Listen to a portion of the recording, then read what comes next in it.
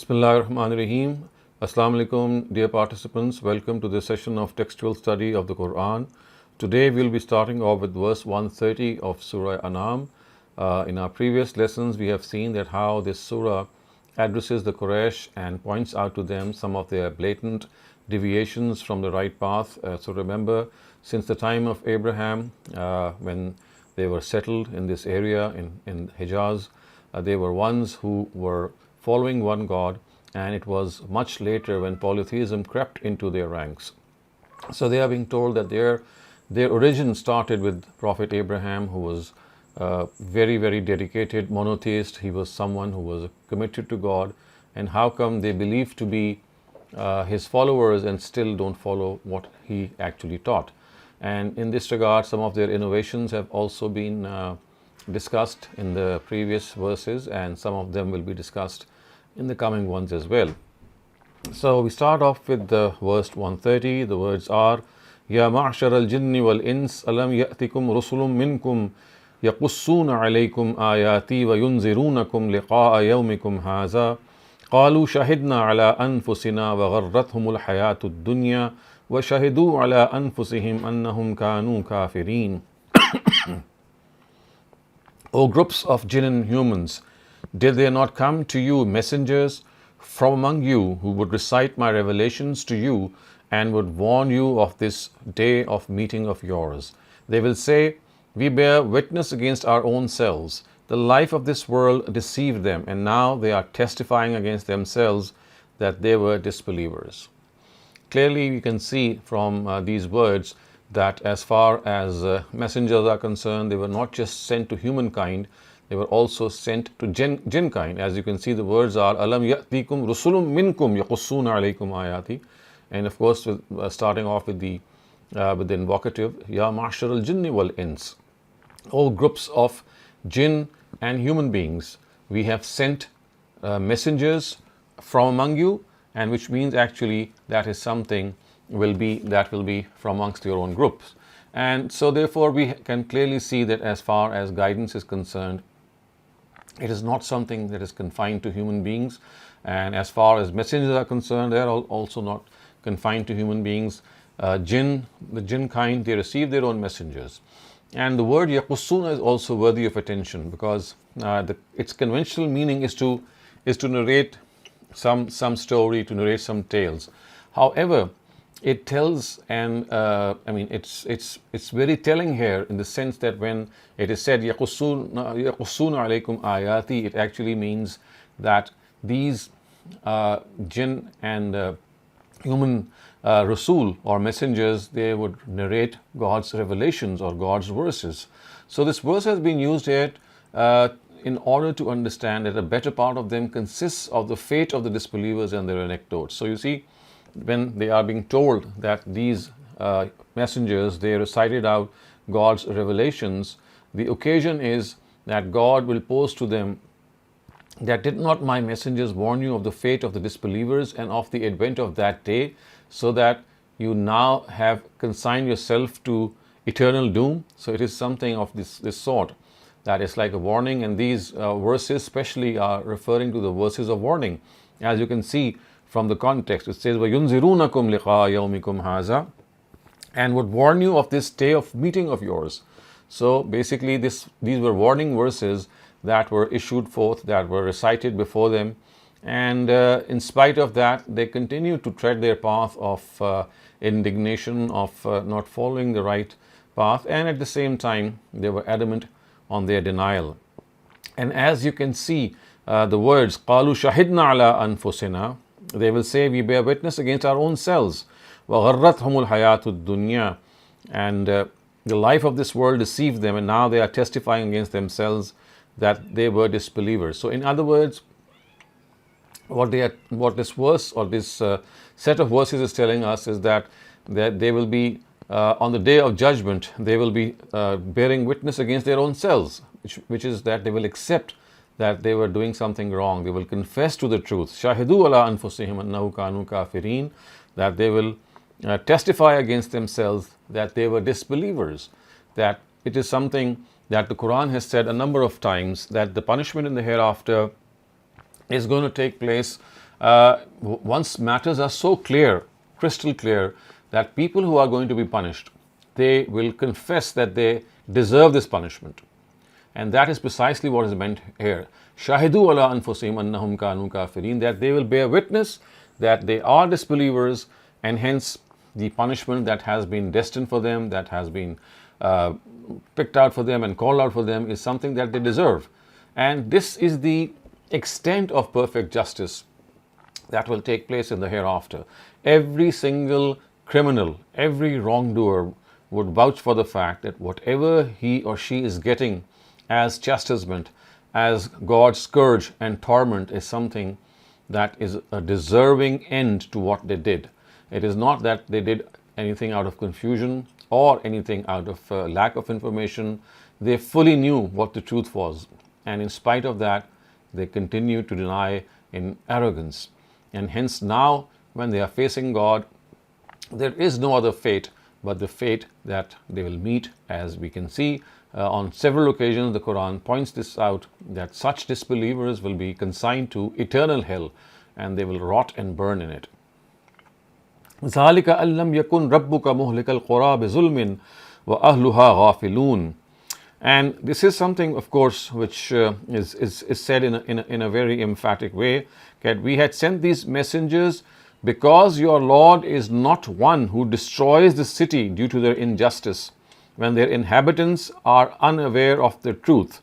So these inhabitants were sent because God is an embodiment of mercy. He will not destroy anyone unless, of course, they are clearly communicated the implication of their denials. ذَلِكَ أَلَّمْ يَكُنْ رَبُّكَ مُهْلِكَ الْقُرَىٰ, that the cities, due to their injustices, when their inhabitants are unaware of the truth, and therefore they must rely and understand this, that these disbelievers, they deserve what they are getting.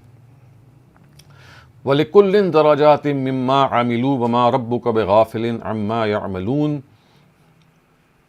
The ranks of each of these are now according to his deeds, and your Lord is not unaware of whatever they have been doing. So the implication is that God is simultaneously self-sufficient and merciful. He has arranged for the people to be guided and invited them through his messengers to faith, and his plans will be fulfilled accordingly. So God does not receive, neither does God receive any advantage if someone accepts him, nor does he lose anything if someone rejects him. As you can see from the previous verse, that that God is someone who is totally self-sufficient, and there is in no case the situation in which anyone can take advantage of him. He is the ultimate lawgiver. He is someone who is going to take people to task for their indignation, for their deliberate denial. He is not going to punish people because of any lack of information.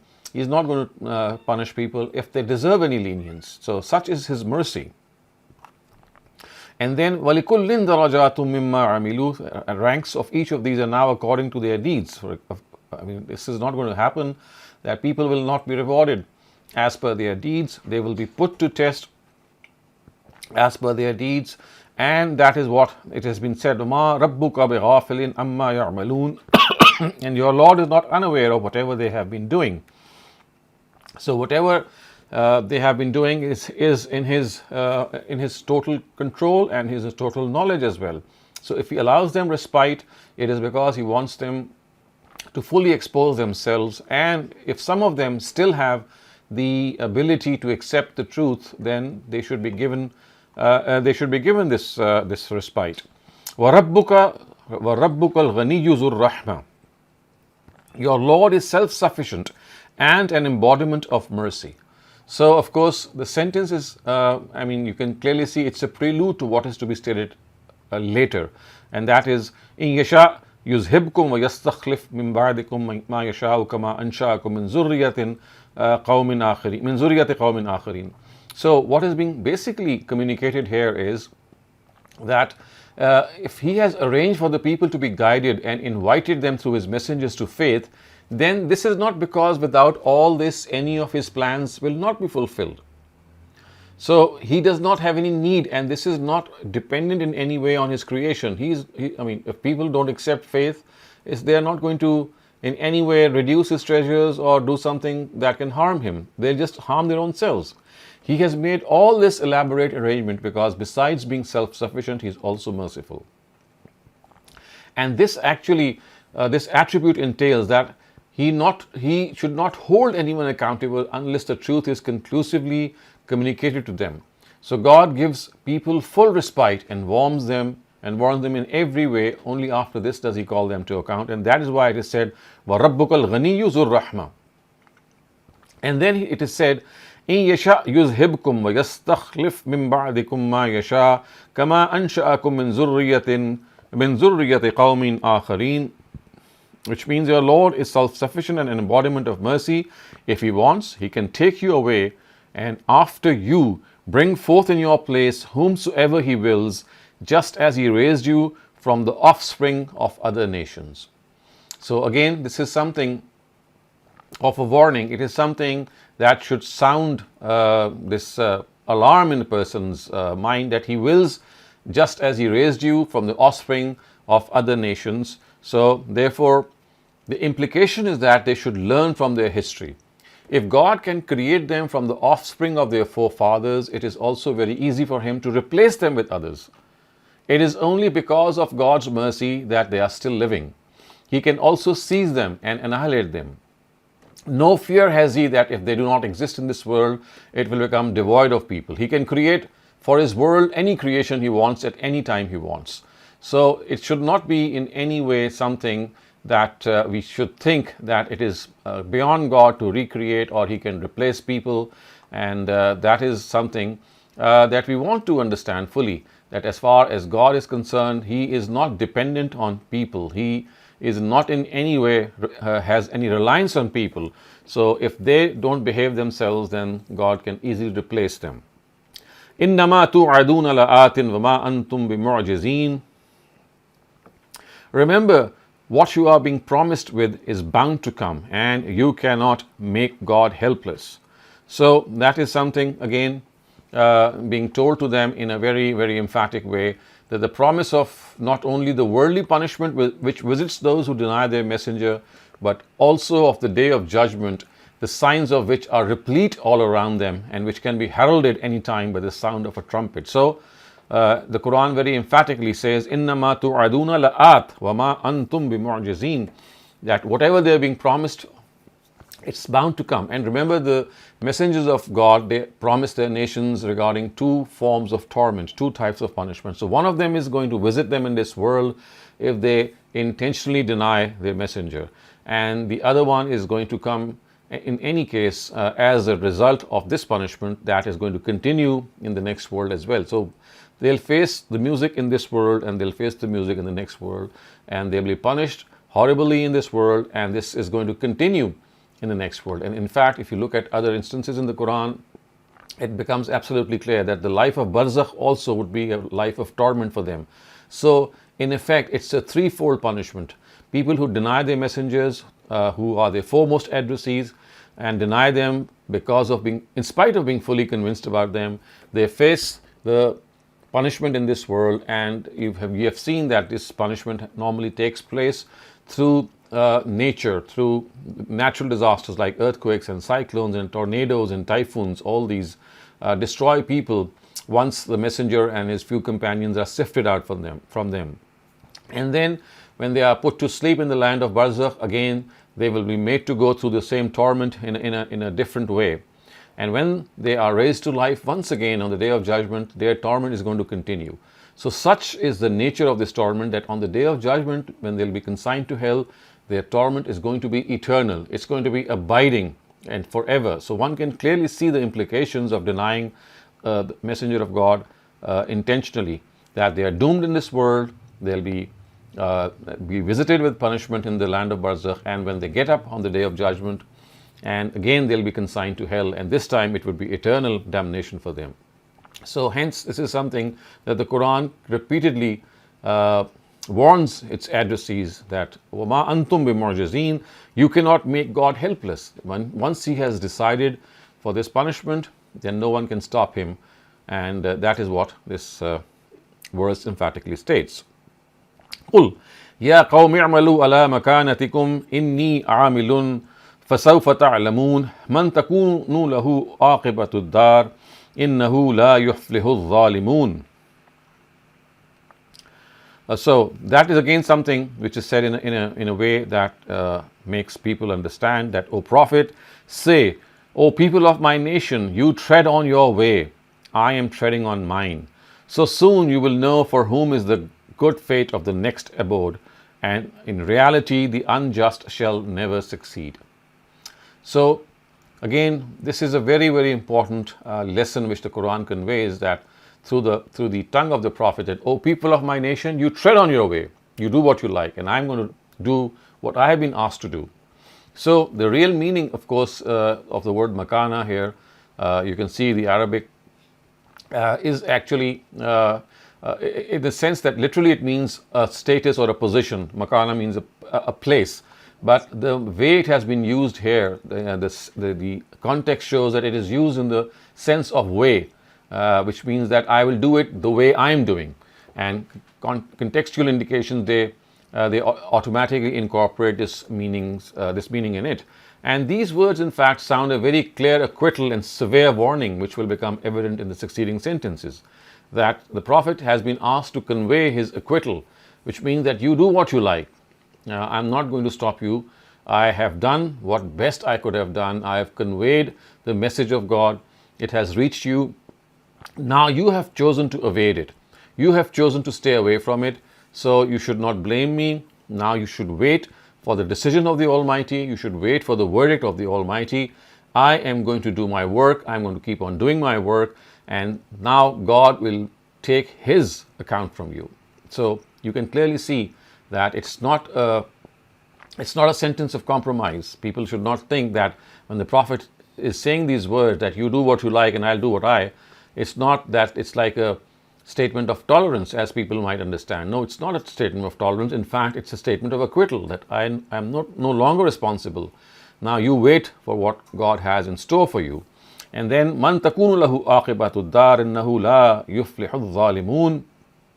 So very soon you will know that the good fate of the hereafter is something that is reserved for people who are followers of the messenger, and others, of course, are not going to receive any success. And as the verse says, innahu la yuflihu adh-dhalimun, the wrongdoers shall not succeed. They shall be doomed. But when they will face the doom, or when they'll face this punishment, it would be too late for them to go back and repent and once again do good deeds. So it's better that now they realize they still have a chance. And this something, dear viewers, is a very common pattern of the Quran. The Quran wants each and every person to be given a chance. In fact, if I say this, if I go beyond what is said here and say this on my own behalf, that God wants even more than that, and He waits for the person to come back to Him.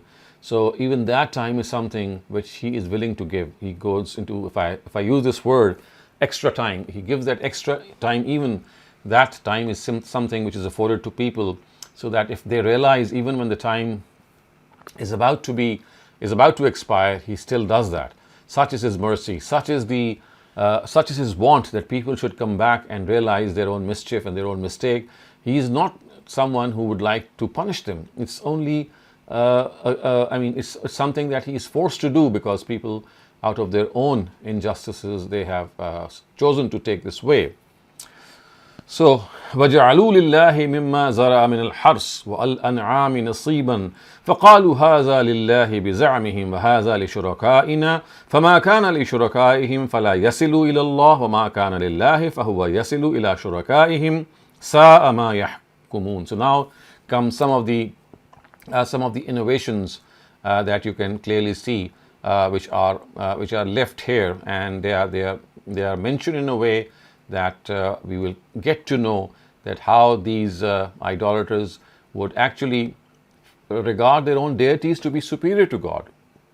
And this is evident from the verse that we are just going to study. They say that their oppression has reached the extent that they have set aside for God a share from the very cultivated land and animals created by Him. And they say, this is for God, they claim, and this is for our associates of God.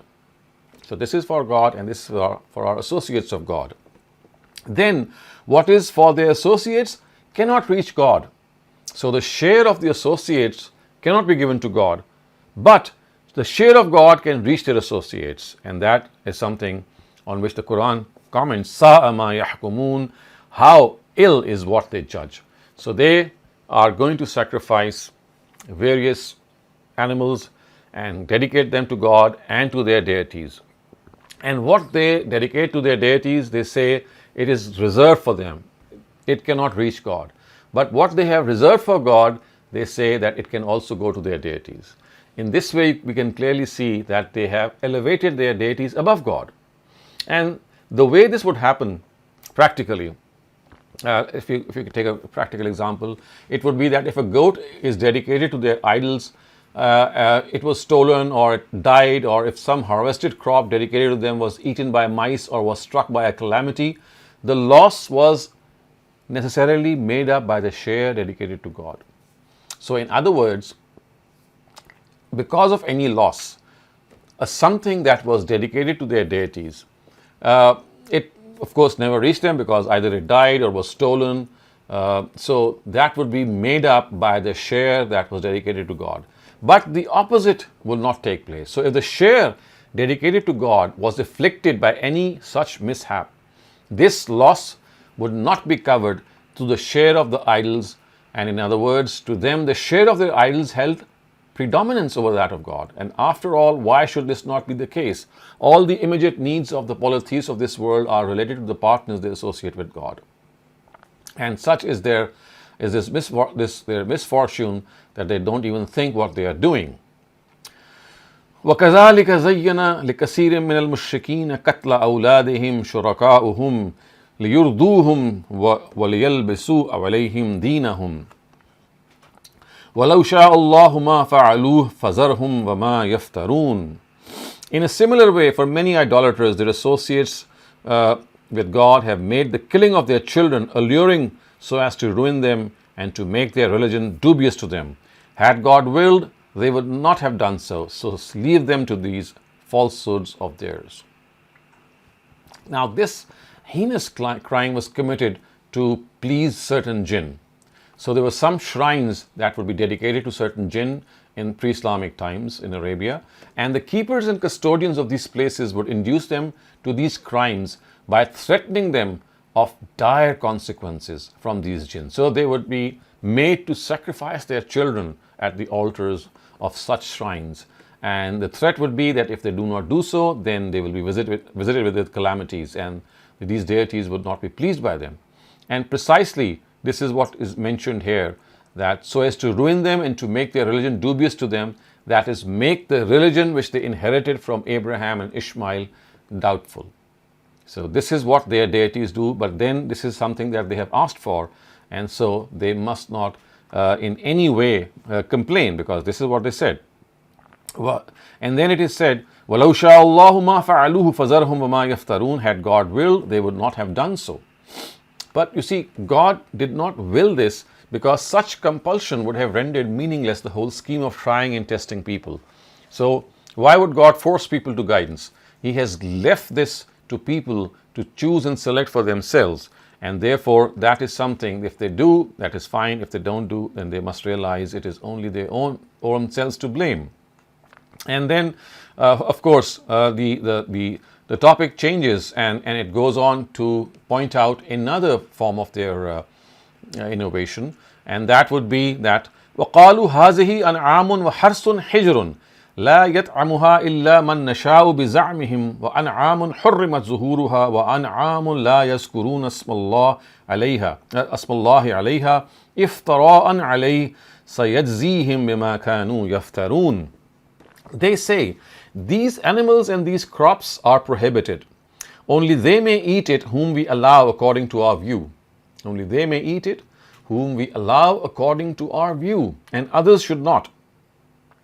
So only they may eat it who may allow, and others, of course, they should not have this permission. They say these animals and these crops are prohibited, only they eat it whom we allow according to our view. Similarly, there are other animals whose backs are prohibited according to them. And there are some animals on which they do not pronounce the name of God by merely concocting a lie on God. God will soon punish them for these falsehoods they have been guilty of. So clearly, you can see that as far as these individuals are concerned, they are in full connivance with one another, and they make this up, that these animals and these crops are prohibited, and only they may eat it whom they allow. So they are taking the status of God, and whether what is allowed to some people and not allowed to some others, instead of delegating this power to God, they say, no, we will decide it and we will allow according to our view. And then it is said, similarly, there are some animals whose backs are prohibited according to them. أَنْعَامٌ حُرِّمَتْ ظُهُورُهَا وَأَنْعَامٌ لَا يَذْكُرُونَ اسْمَ اللَّهِ عَلَيْهَا. So some of the other things that they will do is they will say that the backs of these animals, which means the flesh that is that clings to their back, is something that is not allowed, of course, in the sense that there are some animals on which they do not even pronounce the name of God. So some animals whose backs are prohibited, and others they do not even pronounce the name of God. And this is another of their religious innovations, and God says that this is something that people have been afflicted with in a way that they may realize and they may not realize. But as far as God is concerned, He has done His due. He has done His due. He has given people everything that they could have asked for. He has blessed them with a lot of favors and from all sides. And if they still choose to go astray, then it is their own fault.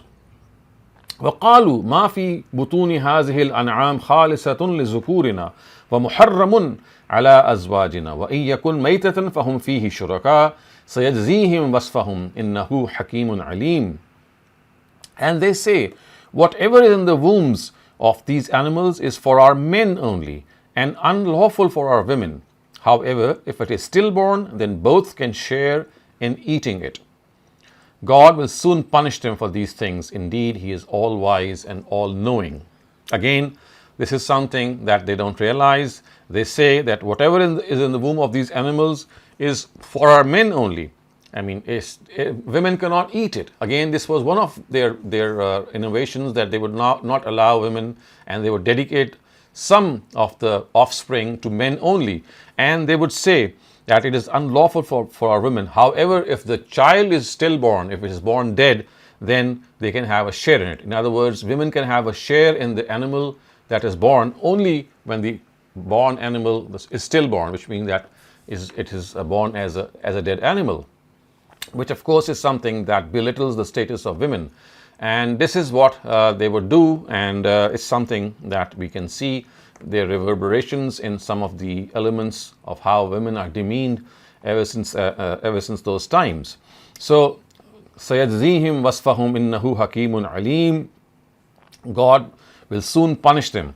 سَيَجْزِيهِمْ وَصْفَهُمْ, for what they did. Indeed, He is Hakimun Alim, He is wise and He is knowledgeable. قَدْ خَسِرَ الَّذِينَ قَتَلُوا أَوْلَادَهُمْ صَفْحًا بِغَيْرِ عِلْمٍ وَحَرَّمُوا مَا رَزَقَهُمُ اللَّهُ افتراء على الله قد ضلوا وما كانوا مهتدين. Inflicted with loss certainly are those who kill their children merely out of foolishness, without having any knowledge, and whatever sustenance God had granted them, they have regarded it as unlawful by fabricating a lie on God. A lie on God. They certainly have gone astray, and they shall never be guided. Clearly you can see that the Quran has once again warned them that this act of killing their children, and then by saying out of their own foolishness and knowledge, is something is absolutely uncalled for. When they say that they have to please a certain jinn in order to kill their children, they have to please a certain jinn. The Quran says that this is a falsehood that they have concocted. It has absolutely no basis.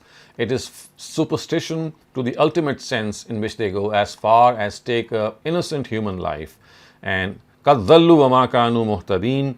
They have gone astray. This is something that cannot be in any way be regarded as allowable. It is such a heinous crime to kill children at the behest of jinn or at the behest of other deities, simply because of the thing that they say that they are going to save their skins from this. قَدْ زَلُّوا وَمَا كَانُوا مُهْتَدِينَ وهو الذي أنشأ جنات معروشات وغير معروشات والنخل والزرع مختلفا أكله والزيتون والرمان متشابها وغير متشابه كلوا من ثمره إذا أثمر وآتوا حقه يوم حصاده ولا تسرفوا إنه لا يحب المسرفين. It is not their associates, rather it is God who has created various orchards of different types. Some of them are creepers and others are not. He similarly created date palms and has brought forth crops which have fruits of all sorts, and olives and pomegranates, alike and different to one another. As well, eat of the produce of these when they ripen, and give away what is due of them upon the day they are harvested. And do not carelessly waste away. God does not like those who waste away in this manner. So once again, it is this, they are called to account for this, that they don't realize what God has actually given them. He has created different orchards of various types. Some of them are creepers, and these, of course, they include grapes which they support. I mean, they need a support, they need some form of support in order to grow, and others are different. So examples if you can think of examples, it could be watermelons and cucumbers, of which the stems do not need support and they spread and grow along the ground. So that is why it is said that some of them, they grow, they need support, and others, they grow along the ground. And these varieties of things that are given to them, they are like beckoning them, they are calling them and telling them that this is how the Almighty has made His favors available to them in such diversity. He could have given them just one thing to eat, or maybe a couple of things, but He has gone through this process of painstakingly providing them with so many varieties of the same food. So there are so many types of the same food. So we can clearly see that evident in every part of this universe is unity in its multiplicity, harmony in diversity, accord in discord. The same mud, air, and water yield different types of produce in different colors, tastes, and all these are favors that satisfy man's taste buds, because human beings, they need variety. They get bored if they are given the same sustenance. So it is clearly evident that the Creator, who has made in us the need for glucose and iron, has filled pomegranates and grapes with juice that provide us with these needs. How rich a Creator He is. It is He who has created these taste buds in us, and He is the one who has given us this urge to have this urge to eat a variety of different edibles. He has blessed our eyes to appreciate beauty and splendor, and has made everything around us as an embodiment of beauty, majesty, and splendor. So it is to this unity in the apparent disunity and diversity between various things that the Quran has directed our attention. And this aspect actually points to the Creator of this universe and to the oneness of its governor.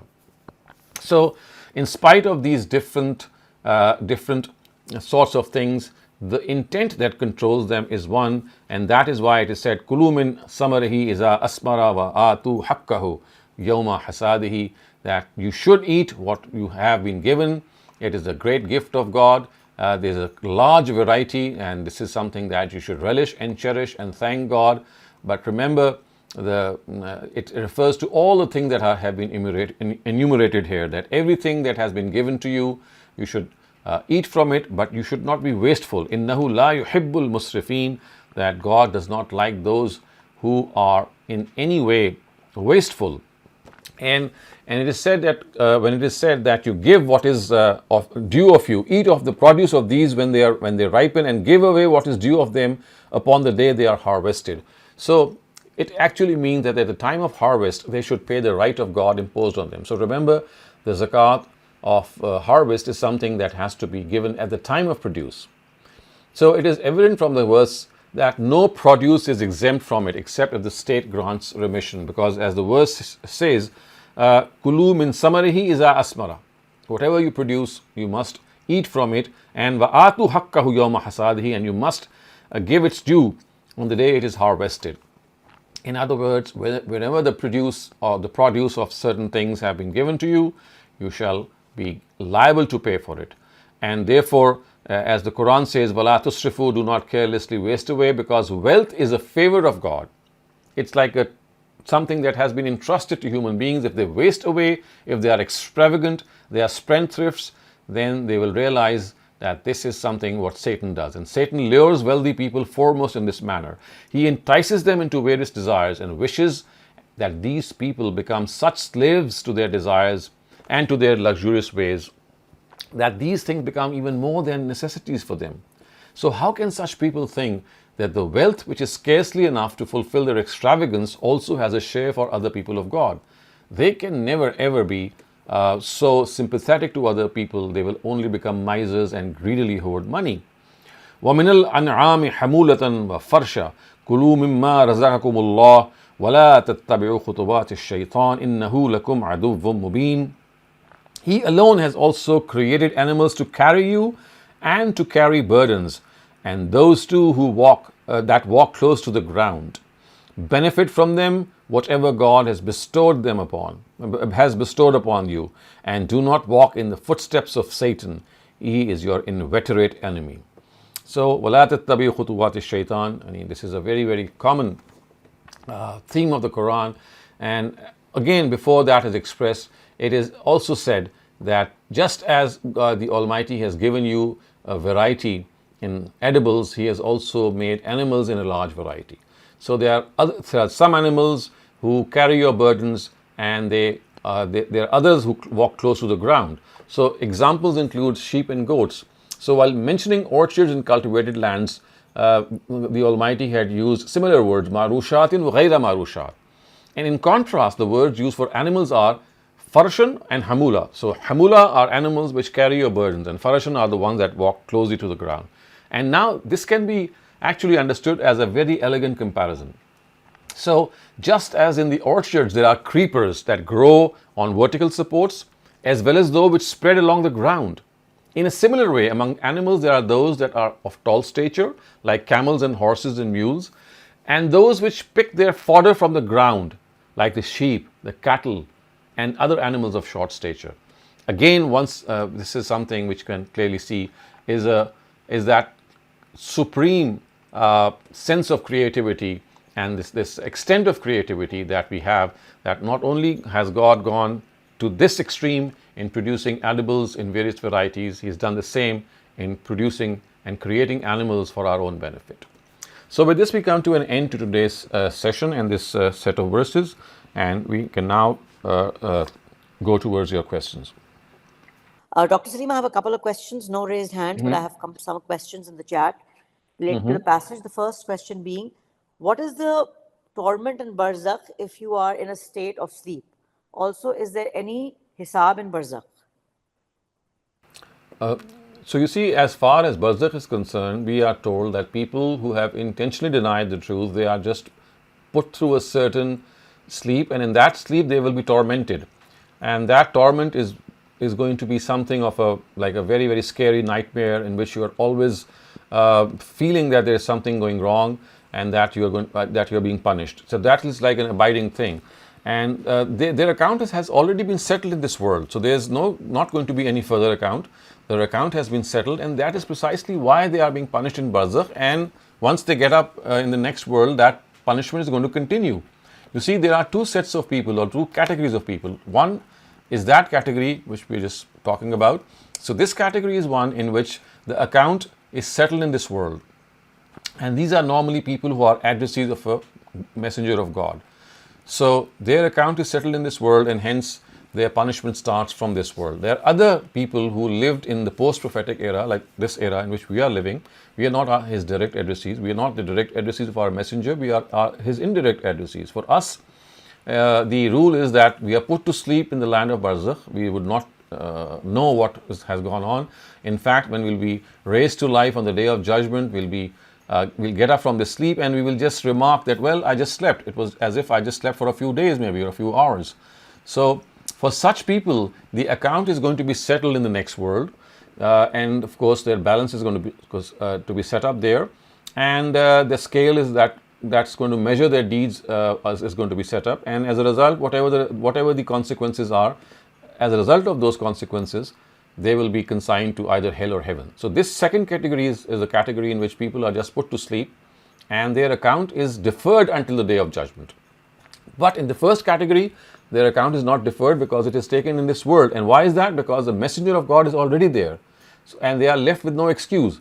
There could not have been a better representation of truth in this world in the presence of God's messenger. So God says that in His presence, I settle the accounts of people in this world. But when a messenger is not in this world, then the accounts of people are deferred. So if you understand this division, it will make you understand a lot of verses of the Quran. Thank you, Dr. Saleem. Then I have another question. Which animals prohibited from riding or carrying loads? Which animals are what? Which animals are prohibited from carrying? There is no such prohibition. These are naturally selected animals. For example, horses, mules, and camels. The collective verdict of mankind is that they are used to carry burdens, and it is a division which mankind itself has come to. God has not divinely guided us. He has just told us that there are certain animals which He has made for eating, and there are certain other animals that He has made for carrying our burdens, and some of them are common as well. Like, for example, camels. So camels, they are slaughtered for food as well, and they are also beasts of burden. So it's not that these beasts of burden have been enumerated or singled out. It's as if people already know which of these animals can be used to carry burdens. Okay, thank you, Dr. Saleem. I have another chat question. The initial verses specifically mention the group of jinn along with the group of humans, despite the fact that the Quran is the book of divine guidance for humans and thus revealed on a human being.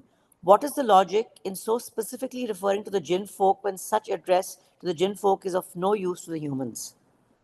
Because you see, it is a sign. It is something that we should know, that the Quraysh used to invoke the jinn, and even today there are many people who get in touch with the jinn and they use them for their evil purposes. So God is telling them that these jinn are a separate creation, and just as human beings have a will and a freedom of choice, these jinn have also been given this freedom of choice, and there are good and bad jinn among them, and for their guidance, just as human beings have been guided through prophets of God have also been sent to the jinn, so that human beings are fully aware of the fact that these jinn are also individuals who can harm and benefit people, and for this purpose God has sent messengers to their own lot. Naushad Shafkat Saab, please unmute your mic and ask your question. Assalamualaikum, Dr. Saab, just the messengers that God sent, we classify them as Nabis and Rasul, those Right. who were whose followers were punished in this world, and those who were not. Now, why would there be a triple punishment for those who were Rasuls, and the Nabi's followers only be treated just like we are? Because you said that because the messengers, they'll be punished in this world and then in Alam-e-Barzakh, Yes, and then correct. again. That's what I want. Yes, so actually you see, this is the system of justice which God has implemented. You see, what we can understand from this is that the extent of truth which can be understood by people in the presence of a messenger of God, not a prophet but a messenger of God, is so ultimate, it's so perfect, that people can have no excuse to deny the truth. They are left with no chance of any disinformation. It's not that prophets of God also are not able to do this.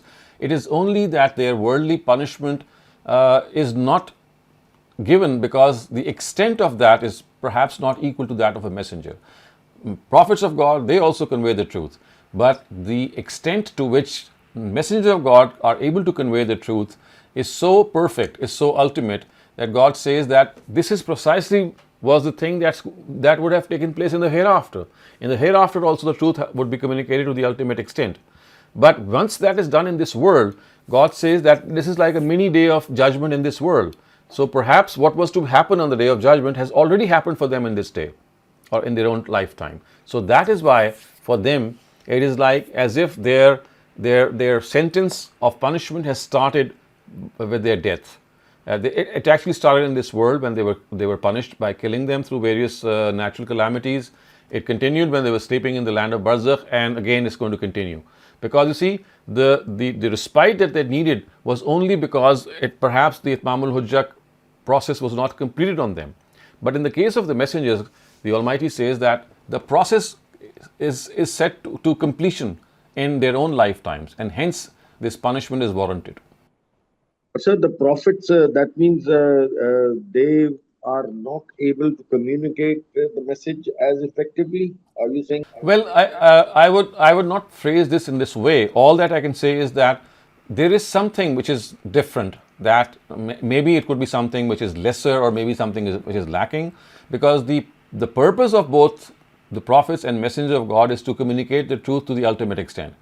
But perhaps in the case of God's messengers, the element of this communication is so perfect that, I mean, I would say it's towards the perfection that this difference can be understood, that the element of perfection is so much that absolutely no doubt remains. Etamam al-Hujjah is only with the messengers. That the Itmamul Hujjah, which results in worldly punishment, is only something that God's messengers can do, not the prophets. So it says, Ya Ma'shar al-Jinni wal-Ins. So Ya is O, Ma'shar means group, al-Jinn, jinn kind, al-Ins, humankind.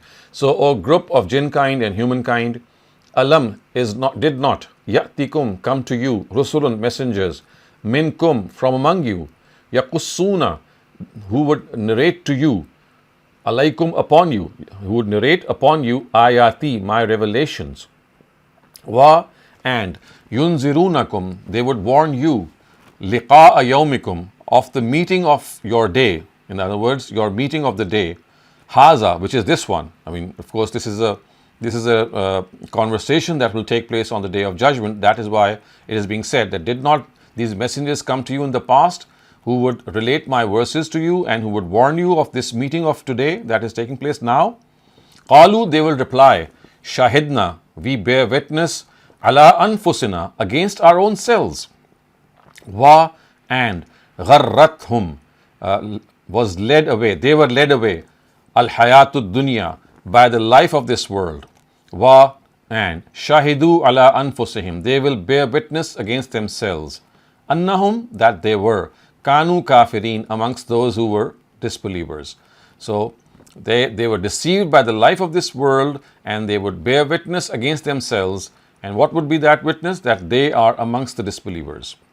Zalika, this would be, allam yakun, that not that was, Rabbuka, your Lord, muhlika, one who kills, al-qura, cities, bizulmin, due to their injustice, due to their oppression, wa, and ahluha, their inhabitants, ghafilun, are not aware. So this is going to happen, allam yakun, this would not happen unless you understand that God is not someone who is going to destroy the cities. Muhlik al-Qura, destroy the cities, bizulmin, because of the injustices and the oppressions they are guilty of, wa, and ahluha, the inhabitants of those cities, are ghafil, are unaware, or they are indifferent to the truth. Wa, and likullin, for each, darajatun, ranks, mimma, due to, amilu, what they do. So for each are ranks in accordance to what they do. Wa, and ma, not, Rabbuka, your Lord, bighafilin, unaware, amma, about, ya'malun, what they do. So your Lord is not unaware of what they do. Wa, and Rabbuka, your Lord, al-Ghani, self-sufficient, Zur Rahma, merciful, and your Lord is self-sufficient and merciful. In yasha, if he wants, yuzhibkum, he can take you away, wa yastakhlif, and replace you, mim ba'dikum, after you, and replace after you, in fact, ma yasha'u, whoever he wants. Kama, as, ansha'akum, we raised you, min zurriyati qawmin akhirin, from the progeny of other nations.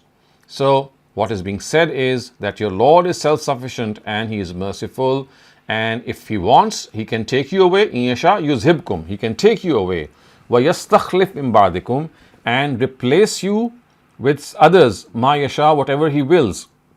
And this will happen just as he raised you from the offspring of other nations. Kama ansha'akum min zurriyati qawmin akhirin. Zuriya is progeny, qawmin is nation, akhirin others. So just as He has raised you from the offspring of other nations.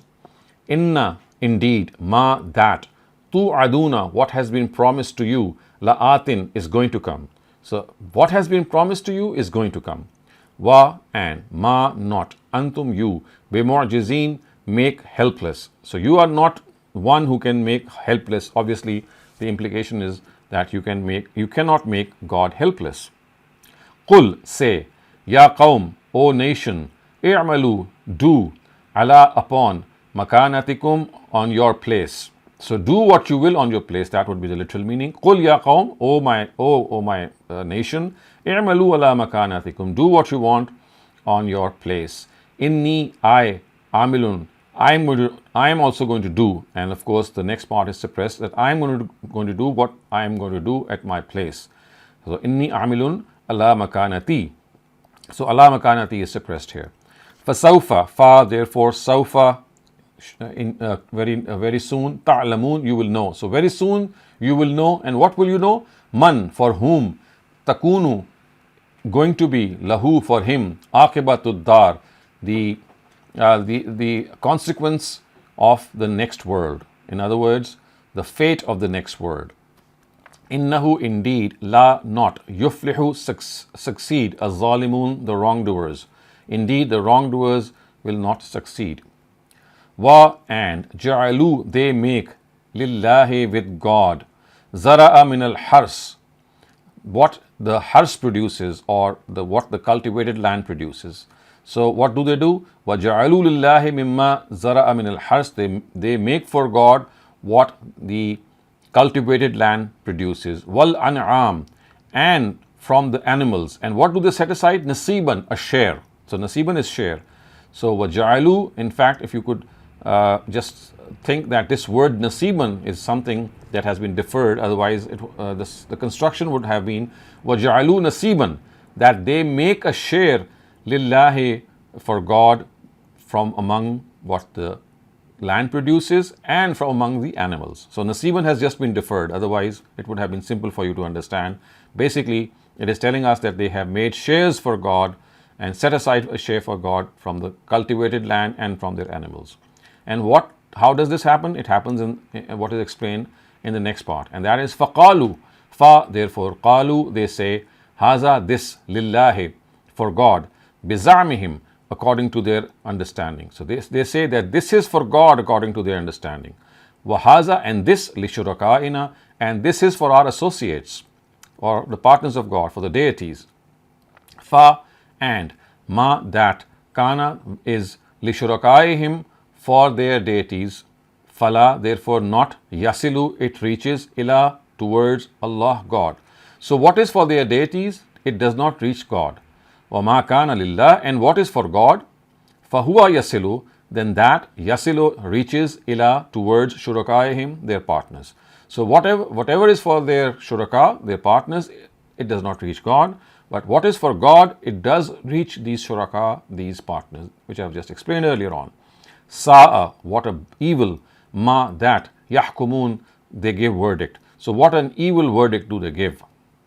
Wa, and, kazalika, in this way, zayyana, we have embellished, likathirim min al-mushrikeen, for a lot of mushrikeen, for a lot of the idolaters, we have embellished, we have made fair. What have we made fair? Qatla awladihim, the killing of their children. Awlad, children. Him, theirs. Qatla, killing. The killing of their children has been made fair, seem fair to them. Shuraka'uhum, qatla awladihim shuraka'uhum. So this is the complete word, their children. So in a similar way, for many idolaters, their associates of God have made the killing of their children alluring. So qatla awladihim, basically it tells us that zayyana likasirin min al-mushrikeen, the subject of this verb zayyana is shuraka'uhum, which means that basically these shuraka, these associates, they have made the killing of the children very, very pleasing to the mushrikeen. So basically, the shuraka or the associates, they are the ones who have lured these mushrikeen to kill their children And this is something that has been made very pleasing to them. And what does this happen? لِيَرْضُوهُمْ, so as to ruin them. So arda yurdi means that you destroy something. So yurduhum would mean to destroy them. Wa, and liyalbisu, yalbisu means to make dubious, alayhim, upon them, dinahum, their religion. So they do this in order to destroy them and in order to make their religion yalbisu alayhim, dubious upon them. Wa, and law, if Sha Allah, God wanted, ma fa'aluh, they would not have done this. Fazarhum, so leave them, wama yafturun, to their falsehoods, to what they are concocting. So leave them to their falsehoods. Wa, and qalu, they said, hazihi an'amun, that these animals, wa harsun, and this crop, hijrun, are prohibited. So hijrun means prohibited. So they said that these animals and this crop is prohibited. La yat'amuha illa man nasha'u. So that they would say that la yat'amuha illa man nasha'u, not eat them except whom we want. Biza'mihim, according to our view. So what is this? That only they may eat him whom we allow according to our view. So we will only allow them to eat whom we want to. Wa an'amun, and animals. Hurrimat, and there are animals, hurrimat, made prohibited. Zuhuruha, their backs. So zuhur is the plural of zahar, and zahar means back. So their backs are prohibited. Wa, and an'amun, there are animals. La yazkurun ismallahi alayha. La, not yazkurun, they pronounce ismallah, the name of God, alayha, upon them. And they do not pronounce the name of God upon them. Of course, this implies at the time of slaughter. They do not pronounce the name of God upon these animals when they are slaughtered.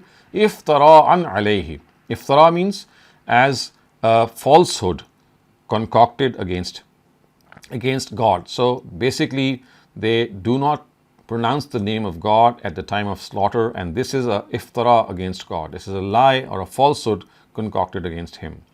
Sayajzihim, sa, very soon, yajzihim, He will punish them, He will give them reward, bima, of kanu, what, yaftarun, they were concocting. So very soon God is going to punish them for what they were concocting. Waqalu, and they said, ma fi butuni hazihil an'am, ma, that, fi, in, butun, wombs, hazihi, these, al an'am, animals, khalisatan, purely, li zukurina, for our males. So they said that whatever is in the wombs of these animals is purely for our males. Wa muharramun, and it is prohibited, ala azwajina, upon our women. So this is purely for our males, and our women cannot eat them. Wa in yakun maytatan, and if yakun is maytatan, dead. So if the child is born dead, fahum, then they, fihi, in it, shuraka, partners. So if the child is born dead, then both men and women can eat from it. They are shuraka, they are partners. Sayajzihim, sa, indeed, yajzihim, God is going to punish them. Wasfahum, for these things. So God is going to punish them for these things because now they are allowing and disallowing things on their own, and they are taking the ruling which God is only has the prerogative of. Innahu hakimun alim, innahu, indeed He, hakimun, wise, alim, knowledgeable. Indeed God is wise and knowledgeable. Qad, indeed, khasira al-lazina, khasira, were in loss, al-lazina, those who, qatalu, killed, awladahum, their children, safhan, because of foolishness, bighayri ilm, without knowledge. So indeed, inflicted with loss are those who kill their children because of foolishness, without having any knowledge. Wa, and haramu, they declare haram, they declare as prohibited. Ma, that, razaqahumullah, what God gave them, what God blessed them. Iftara'an alallah, as a falsehood against God. So what do? They have regarded something to be prohibited, and this is a fabrication against unlawful fabrication against God. They They did not have the power to regard something as prohibited. So what God has blessed them with, they have made it prohibited, and this is like iftara Allah. It's a concoction against God. Qad, indeed, dhallu, they went astray.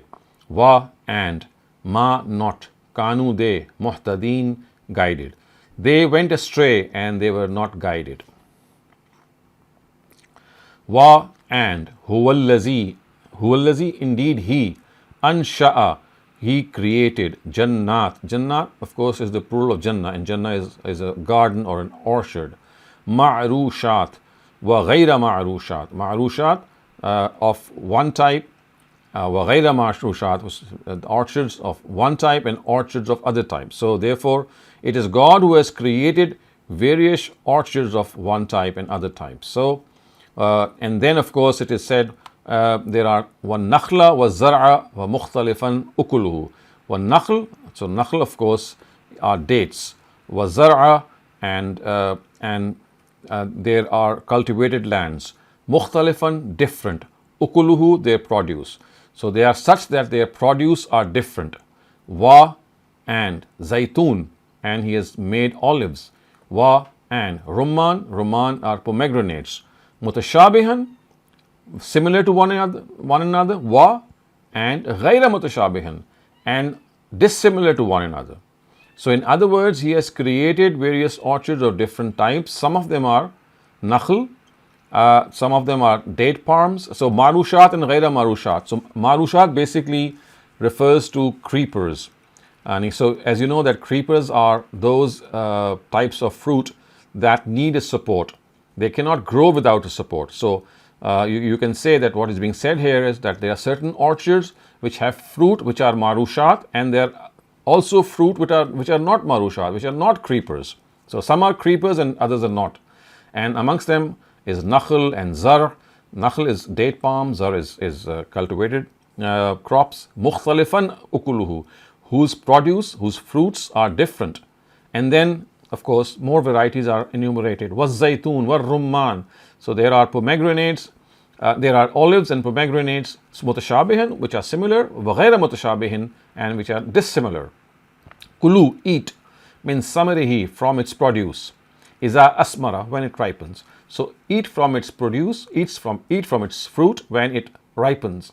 Wa, and atu, give, hakkahu, the right, his right, its right. Yawma hasadihi, the way you harvest it. Excuse me. So kulu min samarihi would mean that you eat of its fruit, iza asmara, when it ripens, wa atu hakkahu, and you give its right, yawma hasadihi, on the day you harvest it. Wala, and not, tusrifu, exceed the limits. Innahu, indeed, la, not, yuhibbu, likes, musrifin, who exceed the limits. Innahu would mean that God does not like those who exceed the limits or those who waste away. Israf, as you all know, is wastage and extravagance. Wa, and minal an'ami, amongst animals, hamulatan, they are those who carry burdens. Hamula, who carry burdens. Wa, and farshan, who walk close to the ground. So farshan are short animals that walk close to the ground, like the sheep and the goat. Kulu, eat, mimma, from among, razaqakumullah, God, what God has given you. Razaqakumullah, what God has given you. So eat from what God has given you. Wala tattabi'u, wala, and do not tattabi'u, follow, khutuwat, footsteps, ash-shaytan, of the devil. So do not follow the footsteps of the devil. Innahu, indeed he, lakum, for you, aduvun, enemy, mubin, very, very clear and open. So indeed he is a very open enemy for you. So we finish our literal and idiomatic translation with this, and now we can once again move towards our Q&A session. Thank you, Dr. Saleem. I have one chat question. So our participant is asking, is it referring to cattle or animals? What does the word Which mean? one? I think it's referring to 139. There's a translation there. If you can clarify. So it says, fihi shuraka. Yeah, they're asking about, they don't know the word, but they're saying if the word means cattle or animals. So you see, in the In the early English language, the word cattle is used for all types of animals. Cattle is a generic word. It's not referring to cattle, the cattle that we know. This is a usage of the English language, cattle, that it also connotes animals, all sorts of animals. So it's a synonym to animals. It's not a synonym. I mean, it is not. It does not always connote cattle in the sense of cows. In English, the word cattle, just as it connotes cows, it also connotes the genre of animals. And all types of animals are also called cattle. All four-legged animals are also called cattle. Dr. When you say those animals which walk close to the ground, wouldn't that include creepers like snakes and snails rather than goats? So, I mean, remember, this is what we are told of the animals that are worthy for eating. They are fit for eating. Right. So basically, the animals that are meant for our own consumption. Okay, the question is, can we ask angels for some help or favors, as angels are present and living entities? If not, as I know, it is No, we cannot. We cannot. I mean, the only source of guidance and help is God Almighty. As soon as we ask someone else, that would be like associating partners with God or assigning something which only God can do. That is precisely what we should not do. And this is what the people of Arabia used to do. They would regard these angels to be favorites of God. In fact, they regarded them to be the daughters of God, and they would actually request these angels to submit their request to God. So what we are told is that whenever we have a problem, whenever we would like to seek guidance, help or support, it has to be directly from God. okay. I don't understand the last part of the question, but I'll go on. If not, then why do we ask humans in everyday life to help us as small children? Like, So you see, that is a different thing. When we ask the angels, what do we do? We ask angels to ask for God's help in certain things that people are not able to help us. so I'm thinking they're asking that when we can ask other humans for help, why can't we ask angels for help, like a child asking their mom? So asking humans for help is something that they can do for themselves. I mean, they are not asking God for that. You see, there are two sources of help. One is to help someone through means and through resources, and that is something that we can only do. Another question I had, Dr. Saleem, religion, I think we referred to this yesterday, with religion being so simple, as humans sometimes don't we complicate it for ourselves too much? You see, that the reason for that is that we have mixed culture, we have mixed emotions in religion. If we stick to the Quran, if we stick to what the guidance Quran has brought for us, that is something that will always prove to be simple. God has said himself that his guidance is very simple. We complicate matters by not understanding directly the word of God and going left, right and center.